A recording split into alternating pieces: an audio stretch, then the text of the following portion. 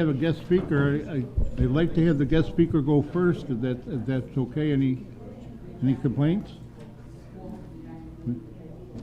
Okay, would you like to come up and speak?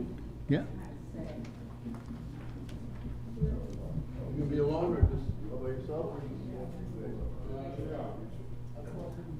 People in the crowd can answer questions if there are more questions. All right, everybody. Nobody wanted to sell the check. That was nice. Printed that out. Oh, thanks, John. We good to go? Hi, everybody. My name is Sanya Bakwi.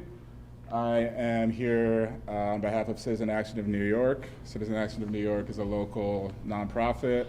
We do work locally and statewide in pursuit of things like housing justice, education justice, child care and education, and other issues that are important to people in the community.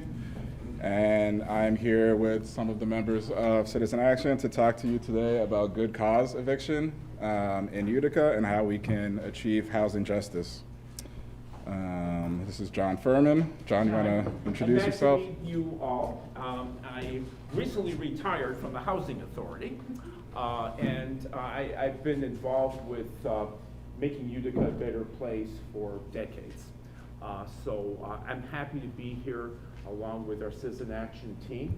I'm actually the chair of our local Citizen Action Council, and I'm actually the treasurer for the Public Policy and Education Fund, which helps to fund groups like Citizen Action throughout our great state. All right, can everybody see the presentation here? So we're here to talk about good cause eviction. So we'll go through explaining what is good cause eviction, why we feel that Utica needs it, what the housing problem is in terms of the facts and data around the landscape here, how it works, the community impact, some of the facts versus the myths, and then some of the next steps we want the council to begin. So, good cause eviction is a statewide policy that protects tenants from unfair evictions and excessive rent increases. Basically, it says that landlords must have a valid reason, good cause, to evict tenants. It prevents evictions for arbitrary or retaliatory reasons, and it applies to most rental units with some exemptions. So basically, when we talk about this, we say if you pay your rent and you follow your lease, you have the right to stay. Some background, So Utica faces a growing housing crisis, as a lot of people here already know. Rents have risen significantly without improvements on housing. It's gone up by over 22% since 2019.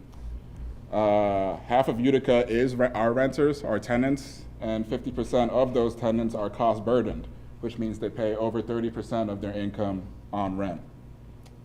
We know eviction filings are very high, destabilizing families, and many tenants fear retaliations for asserting their rights. If they complain about the material conditions that they're living under, or if they complain about concerns around codes or enforcement or things like that, they're scared that they can be retaliated against by not having their lease renewed or having their rent pushed up by such an amount that it's no longer feasible for them to stay.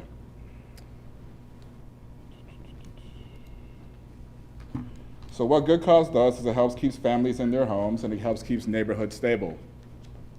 Since many renters are facing unfair rent hikes, evictions, non-renewals, or retaliation, good cause gives them the ability to remain in their homes, to have some stability in their lives, to use that income that would be spent on rising rents or finding a new house, on other things that are important in their lives, as we see, or as we know that the cost of pretty much everything is going up over the last year, or last year, several years, and particularly in the last year, we've seen a lot of cuts to services that people depend on, a lot of cuts to programs that people depend on.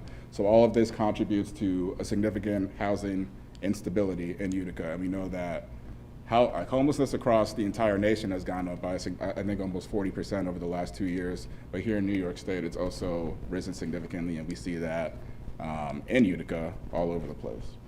What was 40%? I missed that. Homelessness in U.S. over the last 2 years. Yeah, 38% technically. You know, I work every day with homeless people in the city of Utica, and the problem's getting a lot worse, and the lack of a good cause eviction provision in our local municipal law has really hurt people a lot. A lot of evictions would have been prevented if we had good cause. And I just want to say this too. Good cause is nothing new.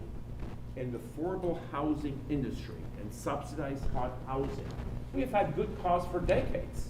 And it actually protects the landlords, the owners, as well as the tenants.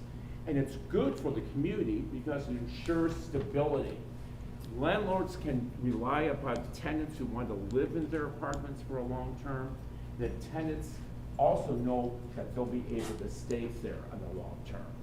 So eviction, good cause eviction is good for tenants, good for owners, good for Utica. Absolutely. And yeah, a strong local law helps protect tenants in good standing and helps, like John just said, increase the stability for both landlords and for tenants. So good cause sets fair rules for both landlords and tenants. Evictions are allowed for non-payment of rent, for illegal activity, for nuisance violations, or for lease violations. Extreme rent increases, which is above 5% of the consumer price index, or up to 10%, now 8.3% in upstate New York, can be challenged. Tenants gain security and landlords will still have rights.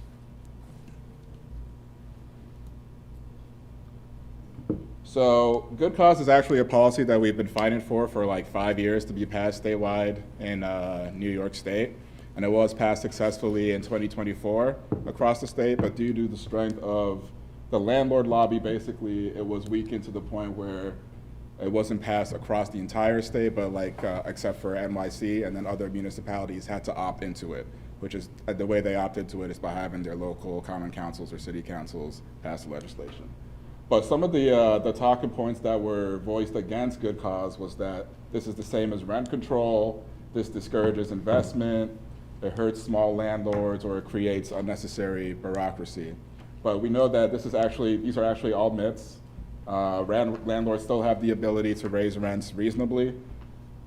Stable housing strengthens communities because it actually promotes stable communities, stable families, more investment, more desire for investors to come to the area. And a question, who sets the rates if you want to raise your rent? Who sets? Who determines if it's enough? It's a percentage of the consumer price index. We have lawyers there who will be able to answer your questions at the end of this presentation, but you can go. 5% plus an inflation index, right? So it's published by federal government. So right now, it's a little bit higher in higher cost areas, but around here, all in et cetera, it's 8.3%. So it's the lower of that plus 10, up to 10%. And it's not a capital rent, like we'll explain. You just have to sort of justify it based above that. Go ahead. Yeah, can you explain to me, how does this also help landlords against non-paying and compliant tenants? You said what? How does this, what you're saying, help landlords against non-compliant, non-paying tenants? If you're non-compliant or you're non-paying, you could get evicted. You still have those rights as a landlord. Yes. It's only if you. That's why we say if you pay your rent and you follow your lease, you need a good cause for eviction. So if you don't do that, then you're already afoul of the law. Yeah. Yeah, Claire, can you elaborate more on that? Because, Sure. non-payment of rent is always a condition for eviction, correct? Yes, absolutely. And I'm a lawyer, so this is a little arrogant, but like, give me any hypo of a truly bad tenant, and I will point to the section in the statute that makes it possible, easy, okay, to evict them. This is not a lifetime tenant statute. You can drive a truck through it, frankly. So, I was just, how does it, the other thing about these protections, okay, is if you look at places that do have them, you have higher rent collection, okay? So someone who's gonna be, you can sort of expect to keep their home, they pay their rent, and they don't, violate their lease, they're gonna take better care of their home. Places like New York City have higher rates of rent collection. They also have poor people who pay their rent. Why? Because they know, they keep their end of the bargain, because their landlord's gonna keep their end of the bargain. So what is the difference between this and the law that's in the books now? The main difference- If you are currently paying your rent, following the rules, Right. you can go to court and you're not gonna get evicted. Sorry. So the main difference now, okay, is that if I have a year lease at the landmark. If, I love my landlord, I think she's county legislator, she's great, but let's say she wasn't, okay, let's say she was like, I don't like that suit Clara's wearing, I'm not gonna renew her lease, okay? What good cause does is say, unless the tenant does something wrong. Because a non-renewal is very Right. similar to an eviction. It's pretty much the same So, thing. right, so there are two I think they paths want to you to eviction. speak into the mic. I'm sorry, that's I all. don't, Yeah. Oh, sure. So there are two paths to eviction in court, right? You don't pay your rent, or your lease has been ended, not renewed, and you're staying there anyway. That's holdover, okay? So what good cause does is say your lease has to be renewed unless you've done something bad, like not pay your rent, or Clearly violate the Vi- laws of the lease. yes, or bothered your neighbors endlessly, or destroy the property, whatever. That's the main difference. And that's why it encourages housing stability. So we already have laws in the state that say, okay, landlords can't retaliate. It happens all the time in Utica.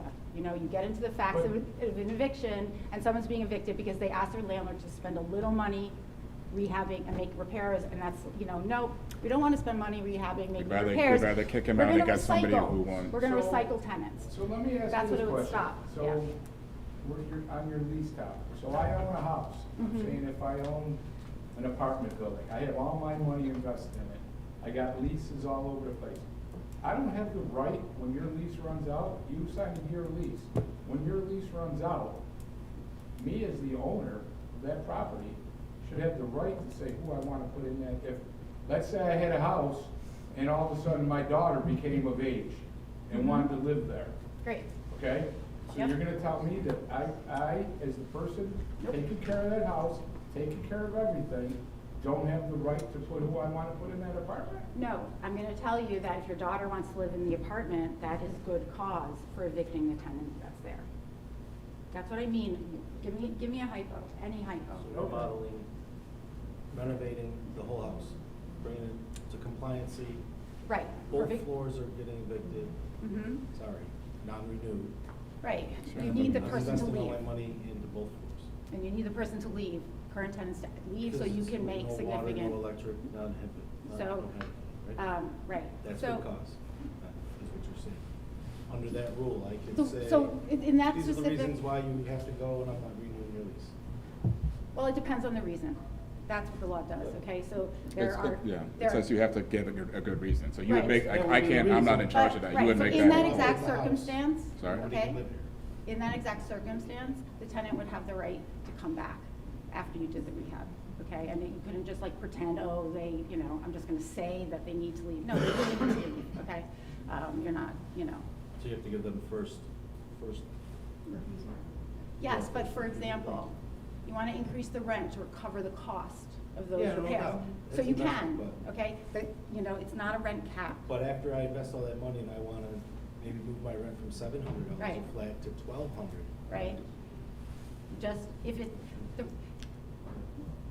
rent increase, and this is per year. Rent increases are allowed, but they Okay, have to be right. justified, yeah. Right, it's per year. So, but you want to recover the costs, right? So in 1 year, you want to do a rent increase over 8.38% or whatever the number, 10%, let's say. All you have to do is show the court So you just have to justify your it. costs. Yeah. Like, show the court that you put money into that house, show them your building permits, And the court has to consider, when it looks at, okay, is someone's rent increase unreasonable? If it's over that, of course, they have to consider increases in real property taxes, okay? That is always gonna be a reason, a justifiable reason to raise rent. Making significant, substantial repairs, you know, you're gonna have to prove it, you can't just like say you're can't just doing say it. it. Yeah, exactly, but which is like- the current situation. But it's Yeah, like, but- it's not a high standard. It's really, yeah, it's not a rent cap, it's not like rent control, it's really just saying you have to have a good reason. So just, again, good landlords have nothing to fear. Rent can still increase, it just has to be justified if over a certain threshold, and by justify, you mean you have to show your work, basically. So good cause has been passed locally in over 20 upstate towns and cities since 2024, when this was adopted across the state, including Albany, Syracuse, Troy, Binghamton, Ithaca, Rochester, and literally like about 12 more. The myth is that this will harm landlords, or that this is rent control, or that this is like a radical, untested policy that is dramatically shifting the housing landscape. It's really not that radical. It's not rent control. If you're a good landlord, you have nothing to fear. You can qualify for exemptions for all sorts of reasons. If you actually, I forget this, if you upgrade your apartment to enough of an extent, you can qualify for like a 30-year exemption from this. So like if you do meet that threshold, you're fine. We're really worried about the bottom end of landlords, like the people who are abusing clients, the ones who are investing very little in their properties, who are not even local, who are not in any way accountable to code enforcement because they're not from the city. Stuff like that is what we're really trying to address here. So, if adopted, good cause would protect thousands of Utica renters from unfair evictions or non-renewals, help prevent displacement, help keep families in schools and keep people in their jobs for longer, support stable neighborhoods and stronger communities, and combat housing insecurity and displacement in Utica. And we're going to have a lot of people speak to this during public comment later, where they can share their stories about how their particular housing situations could have been helped by having the protection of good cause. Did they sign the public comment sheet? Not yet, but we still have some time before. No, they need to 7, right? hurry up and do that. Oh, I thought it was 6:45. My bad. If you can pass that around. So basically, we have a proposed law that I think John has handed out to most of the council members. What we want for you guys to do is to read and analyze the proposed bill, to hear from the community, to have community input sessions where you hear from residents and from landlords about the impact this would have on them, to work with advocates like Citizen Action to continue to refine and strengthen the language and make it specific to Utica, and then to move towards adoption. Thank you very much. That ends our presentation, but we'll take questions if people have questions, and if you can contact me at sbequia@citizenactionny.org, or just, hit me up. And we would appreciate your kind consideration of the bill. We really feel it's going to make Utica stronger and better, stabilize the housing market, and improve our neighborhoods. So please consider it. Thank you so much. God bless you. All right, thank you very much. Thank you. Anybody any questions on the motion? No questions? Can I ask you a question? Yes. What's this 345%? Where did you get that from? That's the so where's that? 345% of what? Of the fair market rate. That's what the FMR is. So that's the established federal. Yeah, fair market rent How do they- is yeah. established by HUD, and they do a survey of rents throughout the whole country for each statistical metropolitan area. Do you have a citation of that someplace? Yes, I do. Yes, and so part of the law is that, Department of Homes and Community Renewal, it publishes, they only have to do it once a year, but they're really doing it every quarter.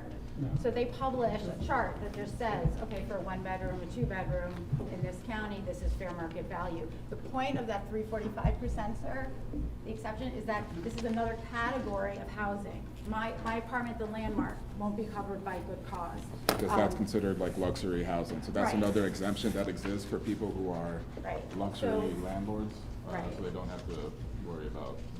Right. Does that make sense? Do you have a model of size views where they have established a local law agreement. Have those? Yes. Yes. I think you ought to provide those. We can, absolutely. Okay. And to the corporation council assistant board. So we see what the other communities did. Yeah, this law that we, this one that we gave to you is, The real property law controls how tenants are treated, number one. And the courts follow the real property law. And you cannot amend the real property law in the state of New York with a local law.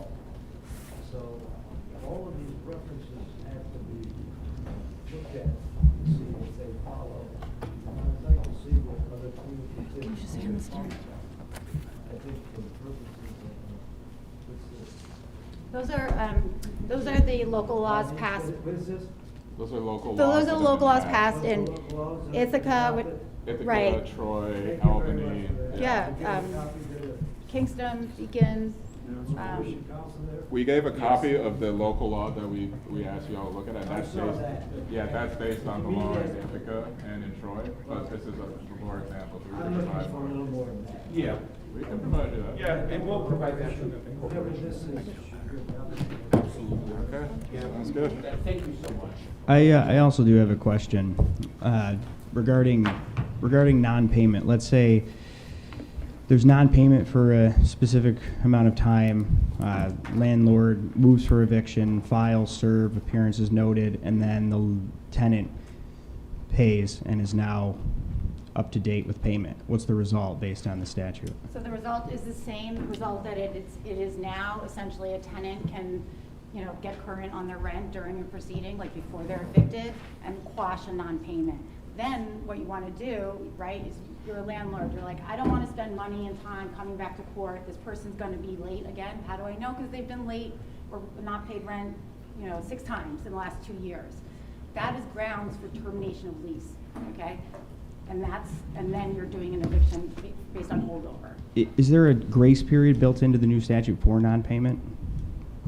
No. There's no grace, like No, there's a 30-day grace period, anything new that came No. into play with the new statute? I just wanted to know. No, sir. Okay. So there's a 5-day grace period in state law. There has been since 2019, but no, this doesn't change It doesn't it. add that.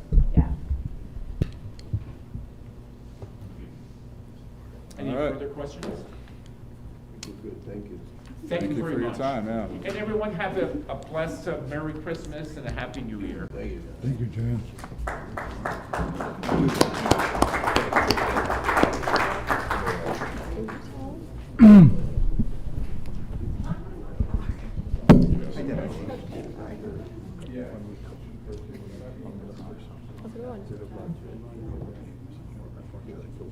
We know.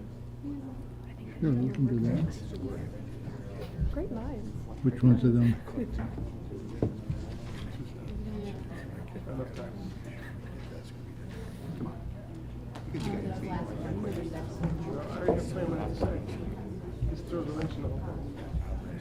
You've had shorter time to prepare before. Okay, thank you very much for coming. The first thing we're going to do, we're going to jump to proposed resolution number 6. Resolution to approve the appointment of Sarah C. Hughes to the position of First Assistant for Corporation Counsel. Any questions or anything you'd like to say? Well, this is Sarah. This is Sarah. Oh, okay. Okay. So basically, Bill Borrell, Corporation Counsel's office. So Sarah drew short straw to be the first assistant corporation counsel. So as you know, Zach Gordon left in June, and by charter, we're supposed to have first assistant corporation counsel. So we've been trying to figure out how to revamp the office. We revamped the office, and Sarah was gracious enough to accept the offer of being the first assistant corporation counsel. Sarah's been with us for quite a few years, has a wonderful amount of experience, all right, and has really risen to the occasion when in Zach's absence. So the mayor, myself, felt that this was the perfect candidate to absolutely be the first assistant corporation counsel, so we're asking that you pass that resolution so she can continue her good work in the corporation counsel's office. That's right, she wrote that for me. Everyone, she told me what to say. Yeah, exactly. Any questions? Good. Very good. Thank you. I do have a question. Sarah, did you have Professor Lape? I don't think so, no. No? Okay. Would you like to make this full council? Yes. Very good. Thank you.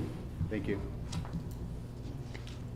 Now we'll go on to proposal resolution number 1, sponsored by myself and Councilman Williamson, dedication of Williamson's Way. Whereas in 2016, Mark R. Williamson, a retired Command Master Chief of the United States Navy and one of the instructors for the Naval ROTC program at Thomas R. Proctor High School, designated and directed a project to line a pathway that ran from Parkway East to the south to Albany Street in the north. And whereas he, along with government employees and volunteers, joined the men and women of the NJROTC program, planted more than 160 trees on each side of the path that stretches down Culver Ave. Now therefore, be it resolved that the tree-lined path that runs from Parkway East to Albany Street along Culver Ave be hereafter named and designated Williamson's Way, and further resolved that the city of Utica prepares and places signs at the beginning and at the end of the path that state, "This is Williamson's Way, a tree-lined path that was designated by Councilman at Large Mark R. Williamson, whose trees were planted by men and women of the NJROTC program, class of 2016 at Thomas R. Proctor High School." Further resolved, this resolution of dedication be further inscribed in the minutes of the first of this council meeting held on December 17th, December 2025. I'd like to make this full council. Yeah, let's go. Full council. Any questions? I don't believe there is, but I'll throw it out there. If not, we'll pull that out and vote on it tonight. The next is proposed resolution number 2. It's a proclamation for Mark Williamson. I'd like to make this full council as well. Any questions? No? The Common Council of the City of Utica has a tradition of honoring those councilmen whose terms are at an end. And whereas Mark Williamson has spent 10 years on the Common Council, however, his service began long before his time as councilman. For 23 years, he served as our country as a member of the United States Navy with 21 decorations and medals such as Legion of Merit, Bronze Star Medal, Notorious. Thank you. Meritorious Service Medal by reaching the rank of Master Chief following his time in the Navy. Councilman Williamson, who served his community as a Naval Junior Reserve Officer and trainer for the Thomas R. Proctor School, be it proclaimed that the Common Council of the City of Utica does honor and thank Councilman Williamson for his services for both our country and to our city. Be it further proclaimed that this tribute will be forever inscribed in the minutes of the Common Council meeting held 17th December 25. I thought he was here 12 years. Am I wrong? 12, 23 in service. Yeah, it says 10 years. We would have to just amend that. Yeah, it says 10 years on this, that he was on the council. I thought he was 12 years ago. It is 12? So we'll amend it on the floor and we'll pass it tonight? Any other questions? We're gonna make this full council?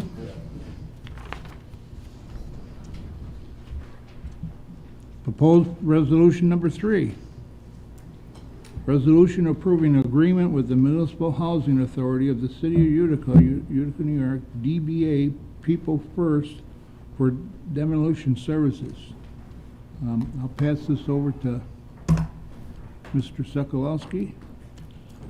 Would you like to speak on this? Yeah, it's pretty simple. They came to us about a month ago. We had a meeting, me, Sarah, the mayor, and Bob Kelly. And they wanted to know if we would demo some of their buildings. In Adrian, was it Adrian Terrace? There's a couple, Gilmore Village and stuff like that. So Sarah worked on the contract and it's a go on our end. So, I mean, Yeah, so the contract is just like the contract that we use for other municipalities, like the Village of Waterville, which we just did. And they pay all of the costs, and then there's a 20% administrative fee that we get on top of that. Do we make money on Yeah, yeah. it? And our guys, 20%. it's work for our guys and all that, right? We're all on, I talked to our demo department. It's no different than when we knocked down any other building in the city. So, All right, let's move on. We're good. Okay, we can close this and go on to proposed ordinance number 4. Let's put this in committee. Okay, we'll put this in committee because, well, wait, Sam's here now. Sam wants it in committee. She does? Okay. Which one? Four, or the one we just did? No, the one with the Graffiti. the graffiti one. so we're gonna put this in committee? Yeah. We'll close this and go on to piece number 5. This is also from Councilmember Cosmo Testa, City of Utica Common Council Resolution of Support for 1113 Herkimer Road, Utica LLC Cannabis Facility, 1113 Herkimer Road, Utica, New York, New York tax lot 301-600-307.16-1-18. We'll let's pull this one out and vote on it today. Okay. The cannabis, right? Yeah. Yeah, I'm good with that. Any other questions? I know you just got here. Sorry. Would you like, that's okay. Whispering in my ear. I didn't whisper one thing into your ear. I'm just kidding. This is on the cannabis one. Yes. So, this is actually just a continuation of what they wanted to do at the actual facility on Herkimer Road. They came with some bumps along the way with the previous, cannabis dispensary company that they went through. So they actually have a company out in Rome that does indoor cannabis, and they want to try and go to an outdoor facility. And this is just giving them a letter of support to the State Office of Cannabis Management to hopefully get them a continuation for that at this facility. Very good. And that's it. Very good. Any other questions? Is there anything you want to pull out of committee tonight? If not, motion to adjourn? Motion. Second? Thank you. All right, we're good.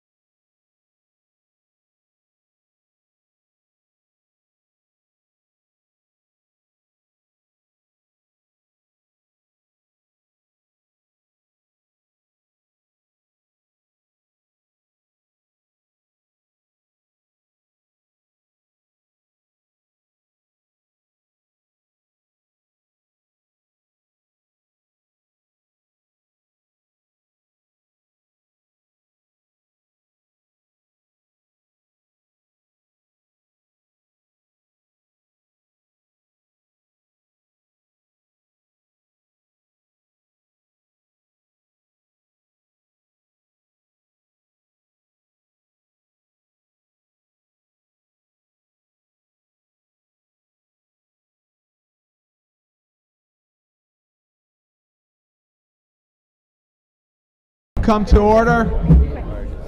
The city clerk will call the roll. Aiello, Burmaster, Bitar, Carcone, Irvin, Beatrice, Williamson, Classimo Testa, Lemetico, Druzzi, all present. Please rise for the Pledge of Allegiance, followed by a moment of silence for the deceased members of the Common Council.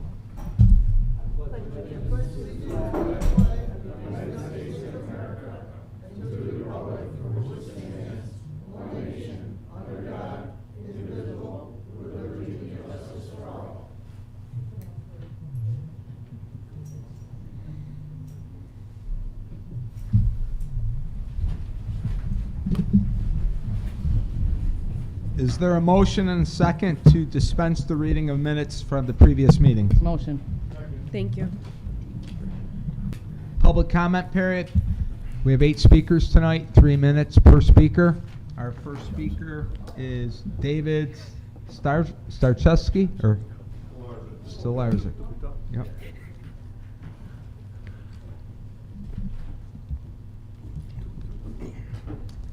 Yeah, I'll be really brief. David, Common Council has provided you a copy of Section 3244, public comment period. Are you in agreement? Yes, I am. Thank you, David.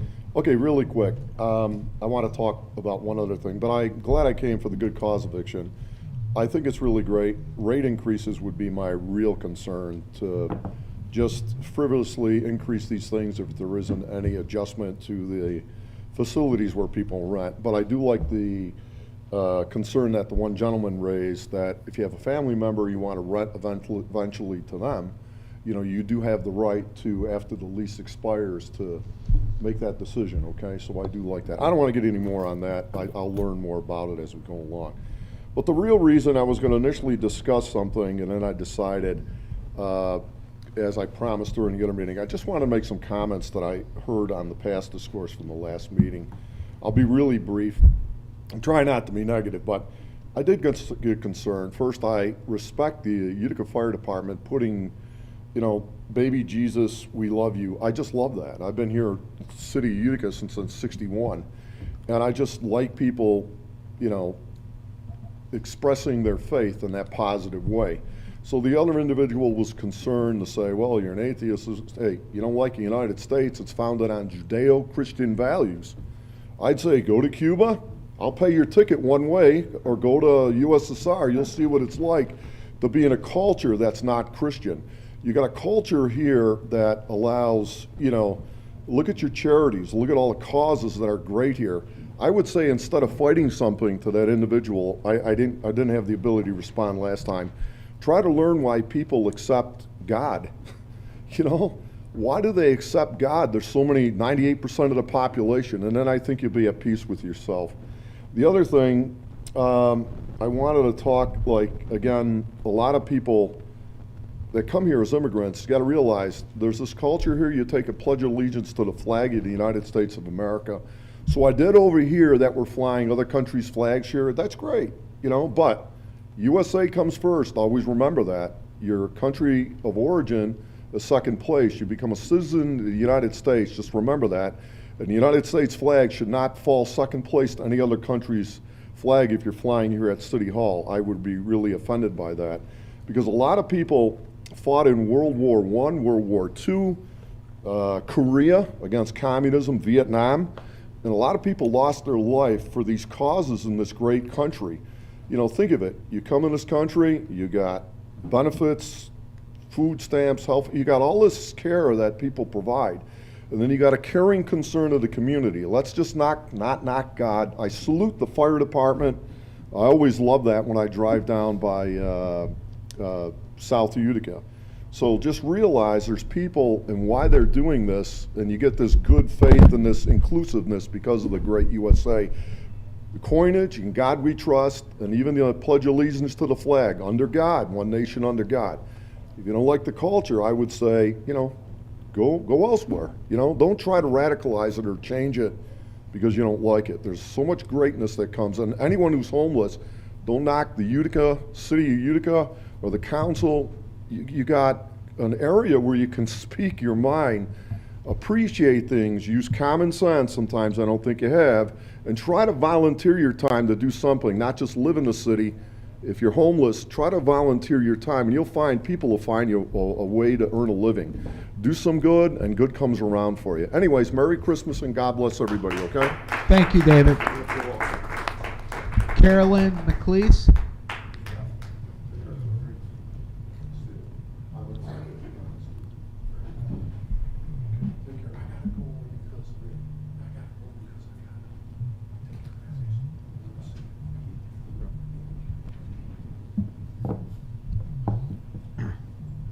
Hi, Carolyn. Common Council has provided you a copy of Section 3244, Public Comment Period. Are you in agreement? Yes. Thank you. Couldn't let the last meeting go without talking once again. I want to mention that I try to attend most of the neighborhood meetings throughout the city. And we used to have a community police officer attend all of those meetings and talk to the community about calls and calls for service in the individual community so that we had an idea of what was going on. We don't have that anymore, and I understand there's reasons for that. So it kind of makes it all the more important that when we attend the Common Council meetings and we hear from the department heads, that maybe you could tell us a little more of what's going on in the city. Fire calls, police calls, a general overview. So once again, nothing to report is just not acceptable. Thank you. Thank you. Our next speaker, Clara O'Brien.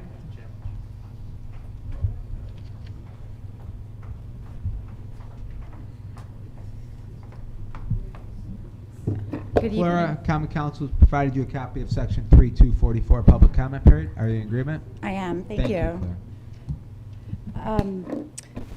So yes, I just wanted to go a little bit further into two aspects of good cause and how it would apply specifically in Utica. So here's a quick list, and it's a fraction, okay, of the places that are not going to be covered, that will be exempt, that don't have to worry about good cause. But here's a list, okay? Hotel Street, the M, Utica Steam Cotton Building, the Sullivan, Rathburn Lofts, the Doyle, the Lofts at 502.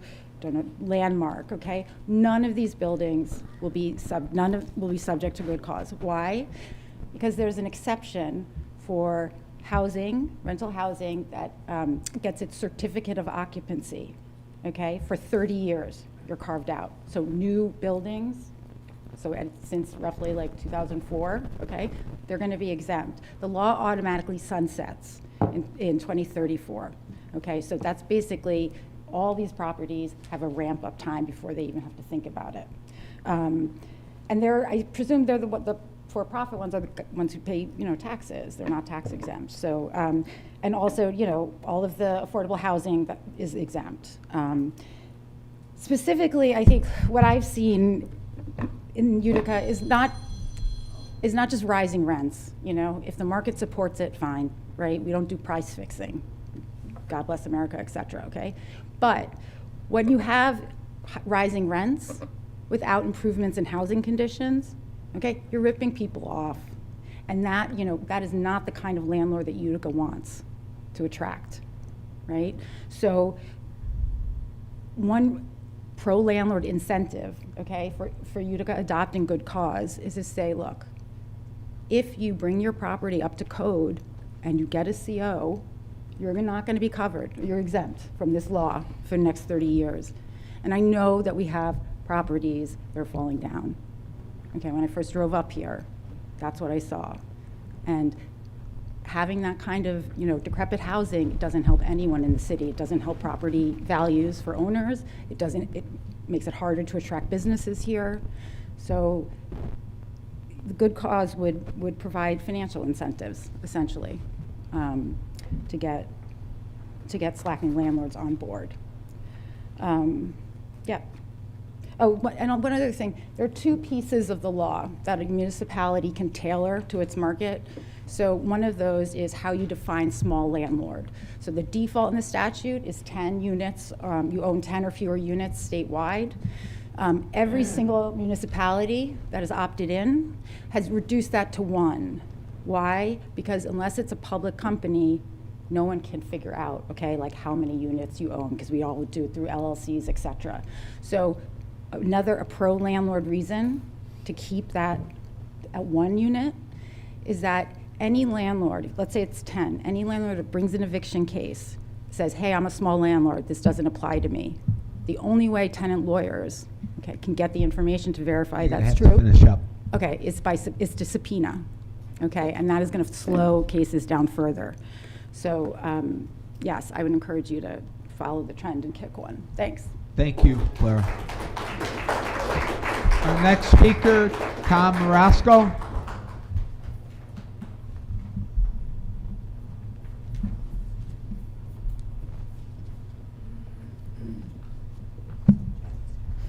Tom, Common Council has provided you a copy of Section 3244, Public Comment Period. Are you in agreement? Yes. Thank you, Thomas. Good evening, everybody. I just wanted to make a couple more points on good cause. My name's Tom Marasco. I'm an attorney in Utica. I'm a lifelong Utica resident. I did hear some concerns from Councilman Lemetico and Councilman Beatrice. One of the points of government is that people have competing and conflicting interests.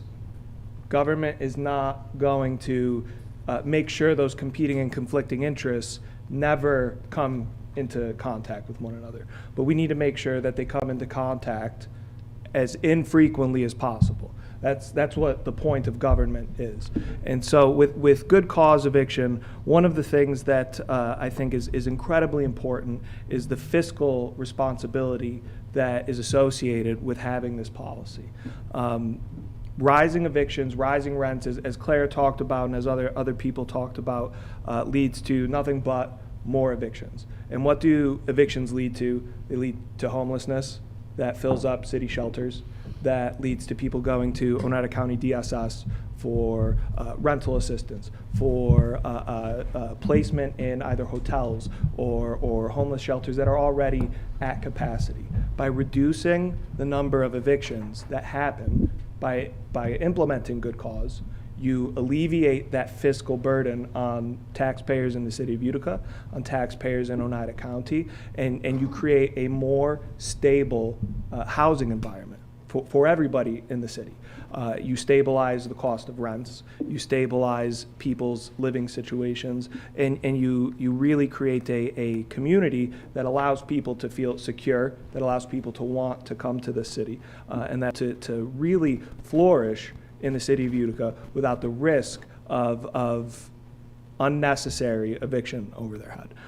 I think that the Common Council should seriously consider passing good cause solely on the basis of the fiscal aspects, solely on the basis of making sure that less evictions that happen means less homeless people on the street, less people panhandling, less people engaged in the kind of quality of life codes violations that take up the time of our police officers, that take up the time of our city paid social workers, that take up the time of our firefighters. It has broad rippling effects that really positively impact communities. And I think you'll see that in every community that's adopted good cause eviction. So thank you. Thank you. Thank you,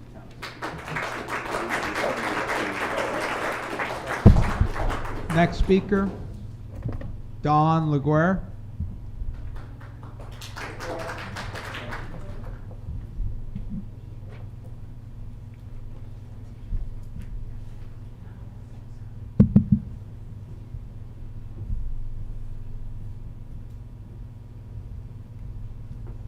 Hi, Don. Common Council has provided you a copy of Section 3244, Public Comment Period. Are you in agreement? Yes, sir. Thank you. Good evening, members of the Utica Common Council. My name is Dawn LaGuerre. I'm here tonight to speak in support of good cause eviction. drawing from my experience as a former small landlord, a housing advocate, and someone who worked directly with tenants during moments of crisis in our city. I once owned a 2-story duplex brownstone in New York City. And I'll be honest, home ownership is not for the faint-hearted. Like many landlords, I had mixed experiences. Some tenants acted in good faith, others did not, refusing to pay rent, damaging property, or attempting to squat. When that happened, I relied on housing court to resolve those disputes. Because of that experience, you might assume I would oppose good cause eviction. I do not. This law allows landlords to set their rent initially. What it does is prevent excessive rent hikes at renewals and evictions without legitimate cause. Landlords can still evict for non-payment, lease violations, nuisance behaviors, or refusals to allow repairs. What they can't do is evict tenants simply to raise rents dramatically. I also wanted to share my experience working with the former Municipal Housing Authority. Before the Overston building came under new management, I worked with former Mayor Robert Palmieri to help relocate nearly 100 tenants when that building was condemned. These tenants were elderly, disabled, on fixed income, living in a dilapidated, crime-ridden building with no heat. When it was condemned, many could not find affordable housing. Ironically, rents were far cheaper than they are today.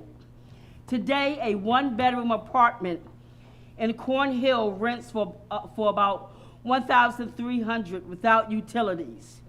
And when Wynn Hospital was built, some unscrupulous landlords evicted tenants, not for cause, but to capitalize on rising rents. Good cause eviction is about balance, protecting tenants who follow the rules while preserving landlords' rights to manage their properties responsibly.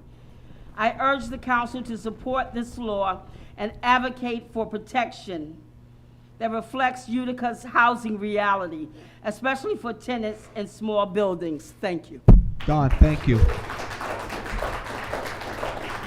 Next speaker, Ensla Ruffin.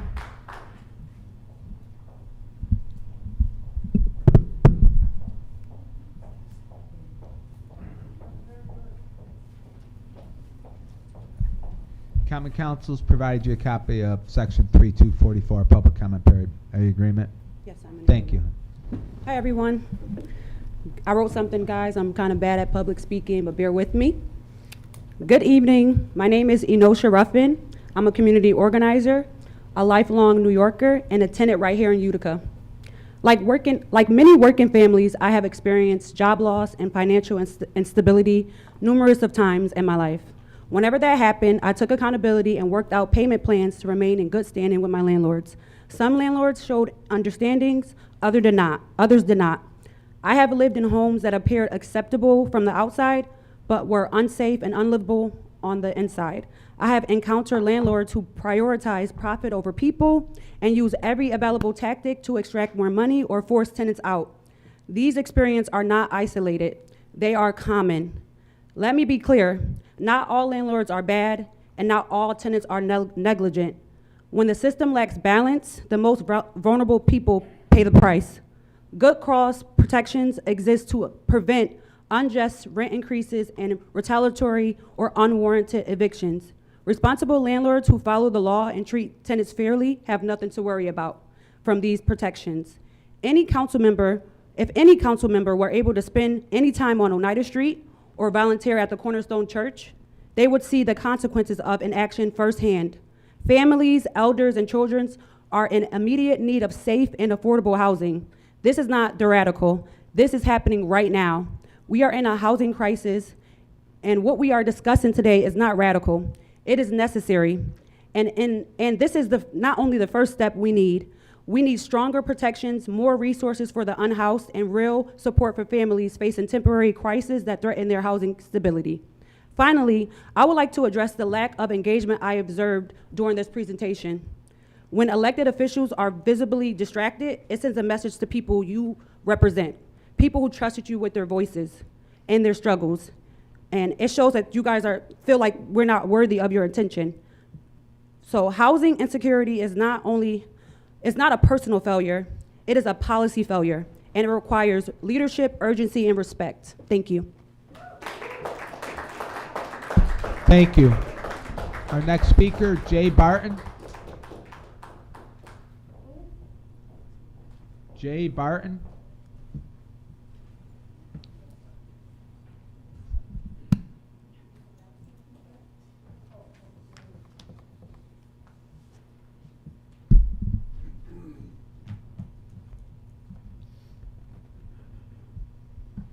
Hi, Jay. Common Council has provided you a copy of Section 3244, public comment period. Are you in agreement? Sure. Thanks, Jay. All right. Do you believe that everyone deserves a stable, safe home? Do you? Do y'all believe it? All right, so correct me if I'm wrong, I think that includes Utica, right? So these folks, me, we have been facing evictions, rent hikes. I love a good hike, but not my rent. Not my rent. You know how I feel to not make ends meet? Like, you can't. Like, it's like when you're fat and you can't, that button, that's what it's like. Every month. And what people go through, I go through it. I look good, I know, I'm not rich, but I play the part. But we all can't do that. And a lot of us are one check away from being on the street. Just one check. Right or wrong? Now, I know a lot of people have a lot of, they got a nest. It can land on when everything hit the fan. But a lot of us don't have that nest. We don't have silver spoons. Like, I had spoons, but they were burnt up where I'm from. It's always a struggle somewhere we all have to go through.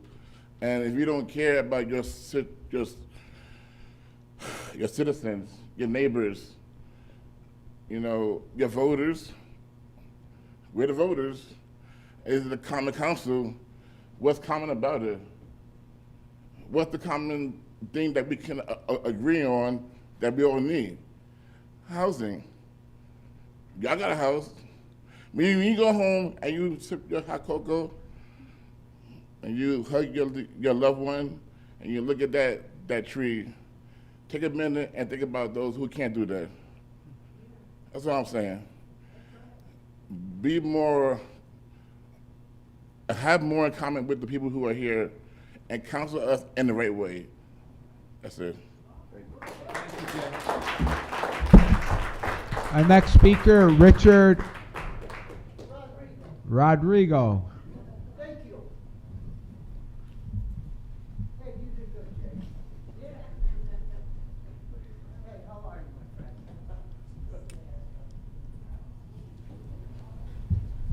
Hi, Richard. Common Council's provided you a copy of Section 3244, public comment period. That's cool. Okay, yeah, Richard. There. Yep. Okay, my thing is, on French Road, right where in front of Shenanchie's, there's a sign that said, "Don't turn on red," right on red.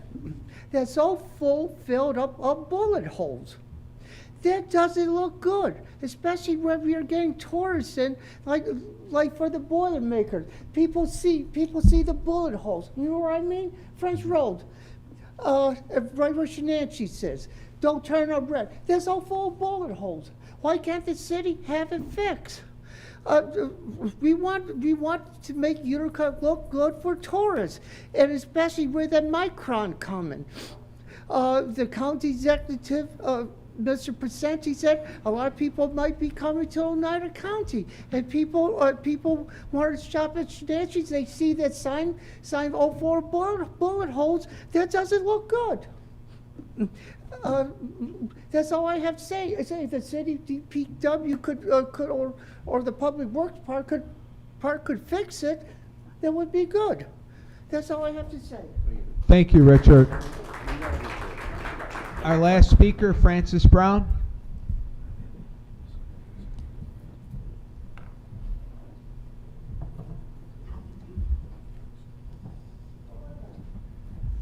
Francis, Common Council has provided you a copy of Section 3244, Public Comment Period. Are you in agreement? Yes, sir. Thank you, Francis. It was the night before Christmas when all throughout Utica, not a creature was stirring, except for Utica's DPW dashing through the streets, making sure the roads were clear for Santa to deliver them presents. So remember, when Utica declares a snow emergency, get your vehicles off the road. It's also on the businesses and landlords to keep the sidewalks clear. Don't end up on the naughty list. The unfortunate in Christmas. This Christmas, as you are enjoying your feast, there are many unfortunate people without the basic needs in life, like a habitable roof over their head, dry socks for their feet, or a good pair of winter boots, warm food in their stomachs, or even someone to socialize with to feel like a person and not alone. Utica was once known as a very humanitarian city. This Christmas, let's show the world that we are still that humanitarian city. Utica starts with you, just like United. I like to say it's time for Uticans to unite to give this city once again. This does not have to be just through donations like the successful teddy bear toss that collected 4,519 stuffed animals and the bus toy drive that was able to distribute to 45 different charity organizations. What is needed most is your precious time by volunteering to help others less fortunate than yourselves. The Salvation Army is looking for volunteers to stand in the cold to help those collect for those less fortunate.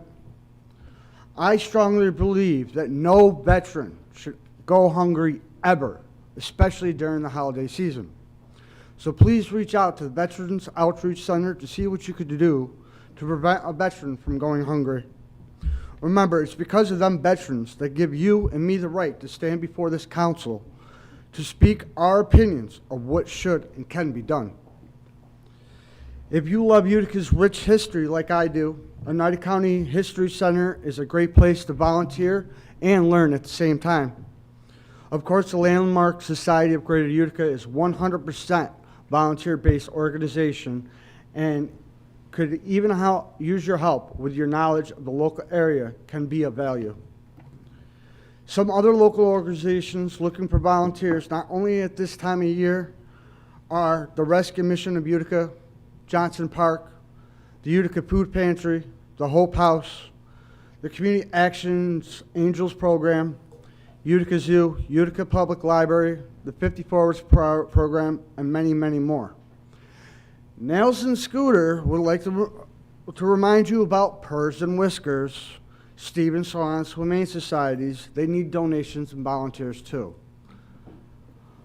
Have a heart this holiday season, year-round, to do what you can to help those less fortunate than yourselves. Have a safe and enjoyable Christmas. Don't forget to join in at the fun at the Bank of Utica's New Year's Eve celebration to bring in the new year. Thank you. You all have a good year. Thank you, Francis. There's no common council guest speaker, no communication from the mayor, report of city officers. We'll start with Corporation Counsel, Sarah Hughes. Nothing to report. Thank you. Stephanie DiGiorgio. Nothing to report. Brian Thomas, Urban Renewal. Nothing to report. Deputy Chief, Police Chief Ed Noonan. On December 6th, members of the Utica Police Department took 100 children from the city of Utica shopping at Walmart, Shop with a Cop event. It's a very nice event. The money was raised through the Thomas Lindsay Foundation as well as through the department internally. I'd just like to recognize the officers who went, but especially Jessica Dodge, who organized the entire outing. She did a great job. This past month, the Utica Police Department's responded to 273 domestic incidents, 239 motor vehicle accidents. They've made 284 arrests, issued 462 parking tickets, and 413 traffic tickets. That's all I have to report. Thank you. Fire Chief Angersall? Yeah, I'd just like to say, last week on December 11th, the Utica Fire Department held a Valor Day ceremony and honored over 30 firefighters for various acts over the last several years, with unit citations for conduct that was above and beyond the call.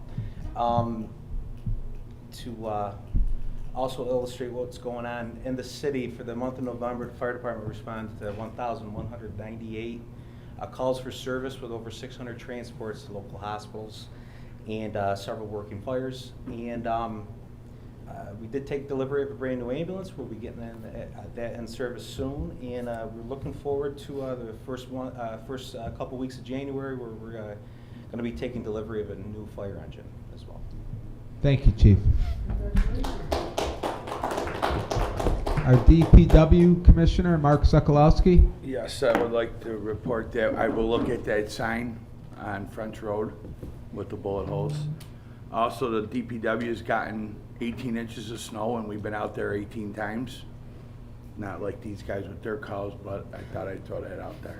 And everybody else have a happy holidays. Thank you. Our City Engineer, Nick Breidenbecker. Yeah, last Friday we had our first parking meeting, 2 events, in the morning and in the afternoon, and it was a good turnout. I appreciate everybody who came with their comments. We're listening to them. We have another meeting that we're going to be scheduling in January, so look towards seeing something publicly about when, what date, what time. Let's see. Our parking division has been cleaning during all this snow events, assisting DPW. Just ask that be cognizant about cars in the parking lots. Car Park, Union, Blandina, even on the roof of Utica Garage, as well as Washington Garage. Our guys cannot plow if your cars are in the way. Let's see, we've been doing sewer separations over many years. We're in planning right now for the East Utica area for combined sewer, which is a separation, storm, and sanitary. There's more, but we're building our paving list for next year. That's all I got for right now. Thank you. We do have a cash report. The City of Utica cash report for November 2025 totals $35.541 million received and filed. Petitions, remonstrances, and appeals. We're going to start with Council Member at Large Jack Lemedico tonight. Thank you very much. You caught me off guard here. I'm sorry. Well, first of all, I'd like to thank everybody for coming in today, the good cause people. We're going to take a look at that, and I appreciate everybody coming in and speaking on it as well. Very much, thank you. Also, I would like you, if we could get as many council people to the next parking meter meeting, so we could get a good idea what the what our citizens are saying about it before we make any decisions on that as well. For sure. And last but not least, Mark, I know this is your last meeting here, and I want to tell you I really enjoyed working with you over these years. I consider you a good friend, and so bon voyage. Thank you again. And I wish everybody have a wonderful Merry Christmas and a Happy New Year, and see y'all next year. Thank you. Thank you, Council Member. Councilwoman at Large, Samantha Colosimo Testa. Thank you, Mr. President. I first want to acknowledge Chet LeConte with the Youth Bureau along with Storm Robinson. I reached out to them because I had some, I was lacking on some school supplies, and they actually went to Compassion Coalition and was able to deliver not only school supplies, but some Christmas sweaters and a bunch of goodies for my students and those for the rest of the school. They donated over 300 hats, so K through 3 in our school each received a hat and a pair of gloves, and 4 through 6 received a care package. So Watson Williams really appreciates those donations, and we appreciate the hard work that the Youth Bureau does. I want to wish Mark a happy official retirement from the council. It's been a pleasure to serve with you, and I wish you the best of luck. I also wanted to wish my son a happy 12th birthday. It's crazy that I got a 12-year-old. It's definitely enjoyable every day, and I want to wish everybody a Merry Christmas. Thank you, Mr. President. Thank you. Council Member at Large, Minority Leader Mark Williamson. Thank you, Mr. President. It's a hard day for me today. It's just hard. I have nothing to say. Thank you, Council Member. 6th District Council Member Joe Beatrice. Yes, thank you, Mr. President. So first thing I want to say is I want to wish everybody, council people, everybody in attendance, Merry Christmas and a Happy New Year. The good cause people, I sat here tonight and I really opened my eyes on a lot of things. And you're right. I mean, a lot of us don't think about it. You go home and sit in front of a big TV or whatever, and there's a lot of people less fortunate. So I'd like to, look at this and see what we can do on, going forward with that. But thank you so much for every one of you with your passion that you brought out there in your speeches. I really appreciate it. I know it sounds like a broken record, but I'm going to tell you this too. I want to put a shout out to the DPW. We've had more snow. I seen it on KTV the other day. I think we're just the month of November, 25 inches more than we had before. And these guys, and I know my wife every day, I've been going out there doing my snow blower and a thing, and I'm saying stuff that I don't want to say. I can't believe it every day. I'm out here every day. And these guys are out there every day. And know that they have beat up older equipment that we're gotta need to, try to work. There's 13 routes, there's 7, 8 plows. They're out there all hours of the night. So I just asked people, like Jack said, when there's a snow emergency, please get your cars off the road, okay? And the homeowners, to make it easy for the other people too, shovel your sidewalks wherever you can. And then last thing I want to say is I want to say farewell to my friend Mark. So I'll tell you, I'll try to be as quick as possible because I know the judge is getting antsy up there. But when I got, yeah, he's looking though. When I ran in 2019, the first person who called me after I won and wanted to meet up with me was Mark. And I said, okay, where do you want to meet? And he said, well, meet me at the Utica Post 229. So it was a Saturday afternoon. I was supposed to be home. I was supposed to go somewhere. We met at 12 o'clock. And before you know it, it was 6 o'clock. And well, she wasn't my wife then. She was furious. And I think Mark's wife was furious too. But he was always there for me. I could always call him. He always would talk to me about this Art of War. Gave me this book. You got to read The Art of War. You got to read The Art of War. I read The Art of War. And going on 7 years later, I understand it totally, but I'm not good at it. So anybody who knows what the Art of War is, but I just want to thank you, and I know I'll be seeing you, and thanks for always being there for me, okay? Thank you. That's all I have. Thank you, Council Member. 5th District Council Member Venice Irvin. Thank you, Mr. President. Thank you to the Good Cause people for coming tonight. I know a lot of you, and I've spoken to you before about a lot of different things that you have a lot of passion for. And I know homelessness and the housing situation and bad landlords and all of the things that you were talking about have been happening for a long time. And while you were talking, I thought about Brian Thomas and I, because we were kind of involved in our money, American Recovery and Reinvestment Act money. And at that time, we did have a lot of money that we helped a lot of families move out of bad situations like that. We had the city looking at different safety problems in apartments, and we moved people by hiring at Community Action, hiring a moving company to move people.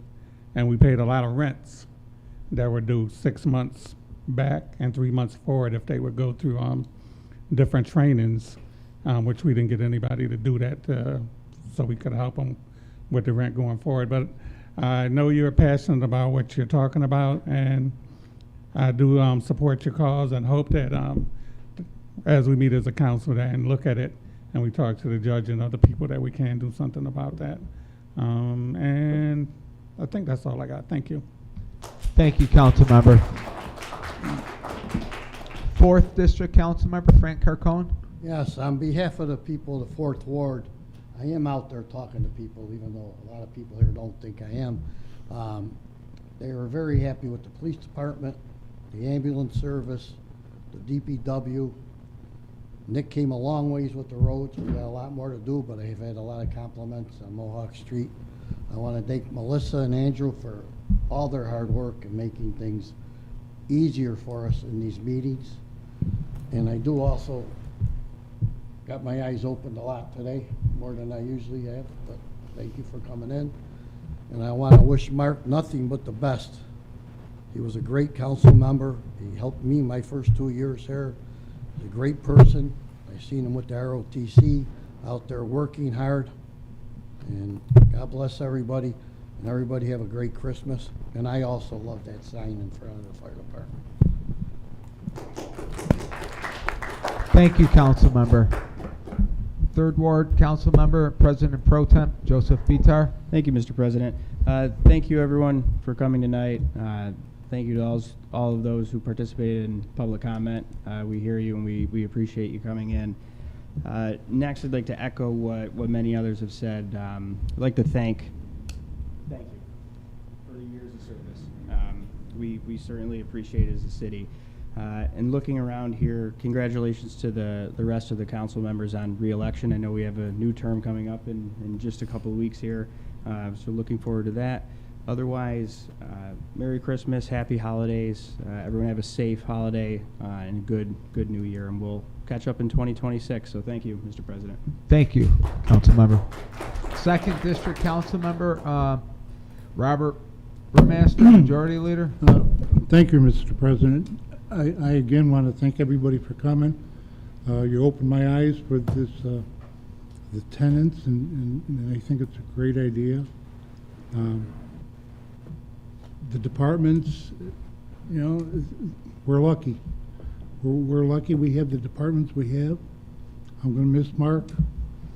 Mark, you're a good guy, and good luck to your new endeavors. Give me a call. We'll go for breakfast. Yeah. Yeah. My son won't sneeze on you the next time. But thank you, everybody, again for coming. Merry Christmas, and thank you, Mr. President. Thank you, Robert. Our 1st District Council Member, Katie Allo. Thank you, Mr. President.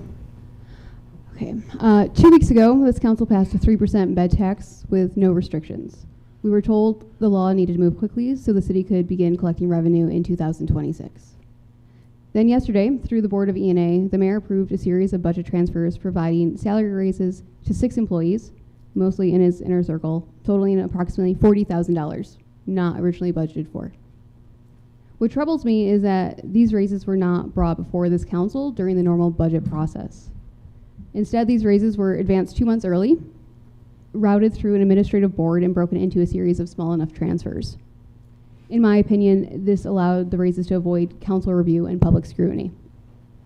And this is the second time in 2 years that this mayor has used this exact same process to award taxpayer-funded raises to largely the same group of employees.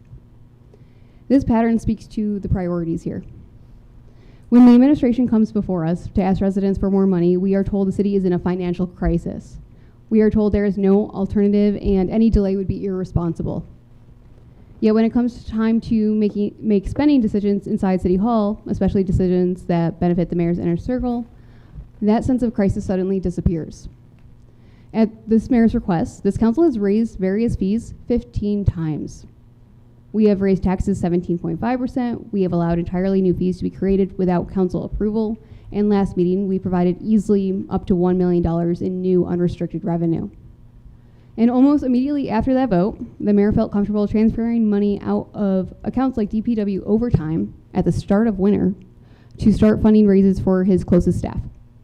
And I want to be very clear, many city employees absolutely deserve raises. Our workforce has absolutely earned them. But these decisions should be handled through a transparent and fair process that applies to all workers. Instead, we are short-staffing our police department, our legal department, labor contracts are unsettled, and we are charging families up to $14,000 in new fees just to ice skate, all justified by claims of a dire financial crisis. And the mayor continues to run the city this way because we allow it. So the question before us is not whether these raises were legal. These ones actually are. But the question is whether they are acceptable and whether this council is willing to keep looking the other way. What will it take for us to stop granting automatic trust and start exercising basic oversight? If we care about good governance, and I believe you all do, then asking questions should not be treated as obstruction. A council that offers no resistance and no oversight is not good for our residents, and it's not good for the mayor either. I hope we can all agree on that moving forward. Thank you, Mr. President. Thank you, Councilmember. Mr. President, may I quickly have the floor? I would be remiss. Council, if you don't mind, I've got one more thing that I wanted to add. The Brindisi Perlman Law Firm has been extremely generous in these past several weeks, totaling donations to not-for-profits to the tune of close to $100,000. On behalf of a board member of the Utica Little League, we received a donation for them for $1,000 to help our youth players. And I actually want to invite Brindisi's law firm to come in to personally thank them for helping the businesses and not-for-profits inside the city of Utica. A lot of those donations are life-changing. So I would have been remiss if I didn't thank them on behalf of the board and, again, as a council person for truly helping out throughout the community. So thank you again to the Brindisi Perlman Law Firm for their generous donation during the Christmas time. Thank you, Mr. President. Thank you, Councilmember. Can I have a motion and a second to introduce proposed resolution number 1? I'll make a motion. Dedication of Williamson's Way. Whereas in 2016, Mark R. Williamson, a retired Command Master Chief of the United States Navy and one of the instructors of the Naval ROTC program at Thomas R. Proctor High School, designed and directed a project to line a pathway that ran from Parkway East in the south to Albany Street in the north. Whereas he, along with other government employees and volunteers, joined the men and women of the NJROTC program and planted more than 160 trees on each side of the path that stretches down Culver Avenue. Now therefore, be it resolved that the tree-lined path that runs from Parkway East to Albany Street along Culver Avenue be hereafter named and designated Williamson's Way, and further resolved that the city of Utica prepares and places signs at the beginning and end of the path that state, "This is Williamson's Way," a tree-lined path that was designed by Councilman at Large Mark R. Williamson, whose trees were planted by the men and women of the NJROTC program class of 2016 at Thomas R. Proctor High School. Further resolved that this resolution of dedication be forever inscribed in the minutes of this Common Council meeting held on the 17th of December 2025. Votes, please.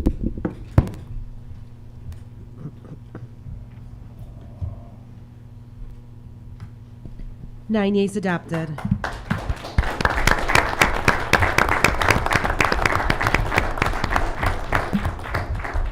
We have a motion and a second to introduce proposed resolution number 2. Yeah. Motion. Mr. President, I'd like to read this with Councilman Beatrice, with Councilman Williamson, if you don't mind, Frank. Yeah, absolutely. Too? Okay, all right, thank you. Come on, Mark.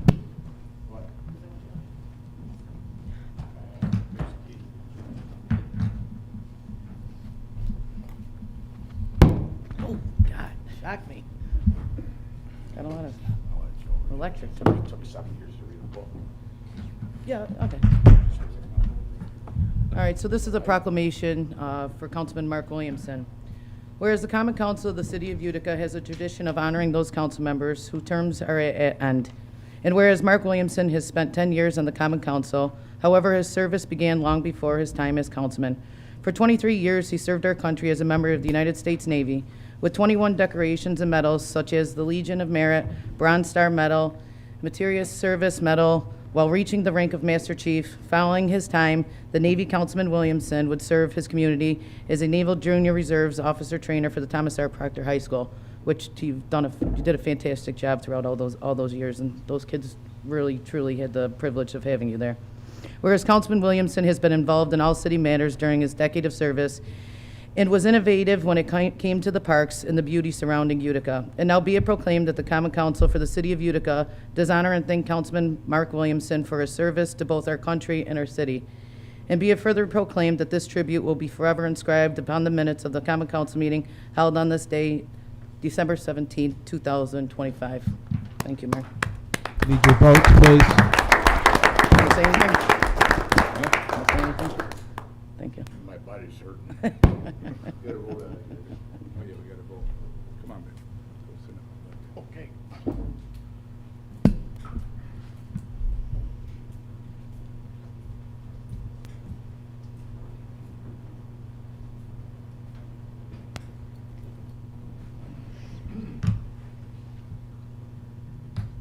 Eight yeas adopted. Can I have a motion, a second, to introduce proposed resolution number 3? Second. Resolution approving agreement with the Municipal Housing Authority of the City of Utica, New York, DBA People First for demolition services, whereas it is in the interest of taxpayers and residents of the City of Utica to share resources in the undertaking of public works and other municipal improvement project services, whereas Municipal Housing Authority of City of Utica, New York, People is the owner of several buildings that require demolitions, whereas the City of Utica possesses both heavy equipment and personnel needed to assist and facilitate People First with demolitions. Be it resolved that the Common Council of the City of Utica hereby authorizes, approves the agreement in a substantially the same form attached hereto. Be it further resolved that the Mayor of the City of Utica is authorized to execute this agreement and any other documents necessary to the intents of the resolution, of this resolution. Votes, please. 9 yeas adopted. Do you have a motion and a second to introduce proposed ordinance number 4? I'd like to make a motion to put this into committee, please. Second? Any opposed? Commit. Okay, I have a motion and a second to introduce proposed resolution number 5. I'd like to make a motion to introduce proposed resolution number 5. Second. And council, you did receive an updated version. That was the last component that I handed out to you. It was just an amendment taking out, or just restating the second further resolved, or the second to last further resolved that the Common Council encourages the New York, or nope, I lied. It's the third one, or first one. That the Utica Common Council affirms that the property is appropriately zoned for cannabis-related activities. Okay, yep. So, City of Utica Common Council resolution of support for 1113 Herkimer Road, Utica LLC Cannabis Facility, 1113 Herkimer Road, Utica, New York, tax lot number 301-600, 307.16-118. Whereas 1113 Herkimer Road, LLC is seeking to continue development and full operation of the cannabis-related facility located at 1113 Herkimer Road, Utica, New York. Be it further resolved that the Utica Common Council affirms that the property is appropriately zoned for cannabis-related activities. Be it further resolved that the Utica Common Council encourages the New York State Office of Cannabis Management to give favorable consideration to this application.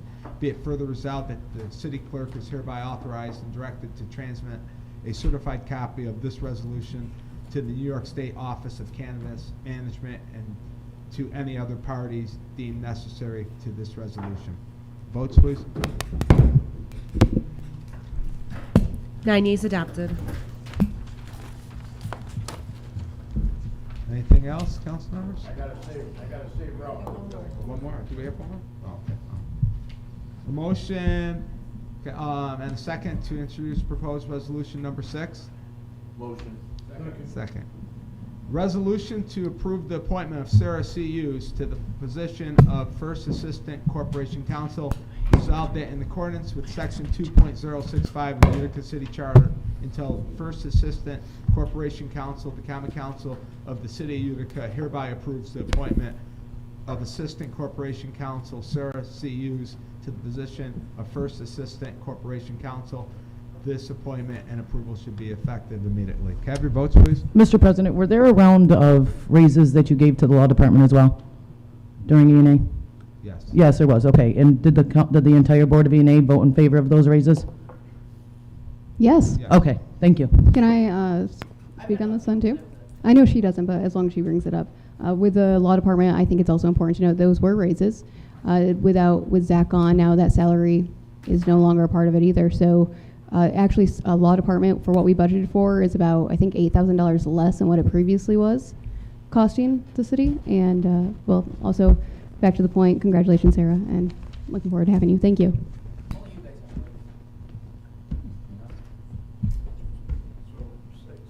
Joe, vote, please. So let me ask a question as far as we're gonna talk about raises real quick, and I'm getting out of there. Okay? So Yeah. those raises on the department heads, they didn't increase the budget at all, did they, for the record? They were taken out of another department and gave it to the other people. And I believe those department heads that got raises were underpaid. They were matching what the prior administration was getting. So let's have a Merry Christmas and move forward. Thank you, that's all I have. Happy Hanukkah, too. 90s adopted. Congrats, Sarah. Sarah, congratulations. Thank you. Well chosen. Yeah, Judge wants to talk. Mark, congratulations, buddy. Did you have a save round? One Navy guy to another. I would like to say that, as you know, I've been here a long time, and I've known many, many councilmen over the years, and I can say without any reservation, they were all honorable people, and they did a great service to the city. I have a special feeling about the person we're honoring tonight, Mark Williamson. We both share the experience of the United States Navy, but from the very first time I met him, I always felt I was so outranked that I couldn't help feeling that of this admiration for a person who I never even knew a command master chief until he came along. And he gave great service to the city. He was a great example of what the United States Navy produces. And I will say, without any reservation, I will really miss him, because I think we had a very special relationship, not because of our military background, but because he is a fine, caring individual. And he cared very much about the city, the parks, and I was very proud to be a part of his life for this short period of time. And I wish him nothing but the best. And of course, I wish everybody that is watching this program that I joined the Common Council and the President and everyone else say I hope you have a very Merry Christmas and a happy 2026. Thank you very much. Thank you, Judge. Anything else, guys? Mark?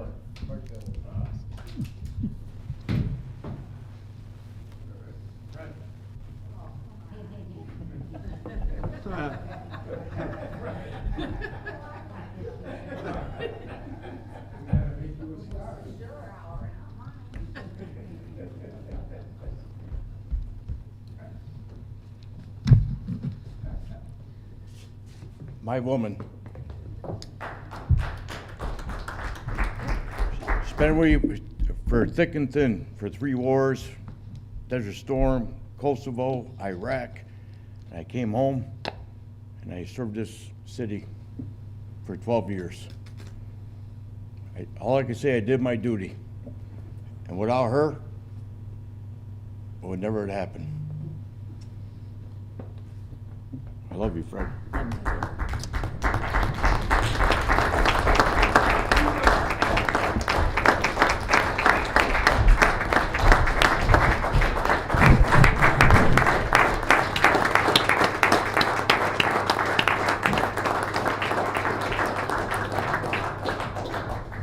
Now make a motion to adjourn.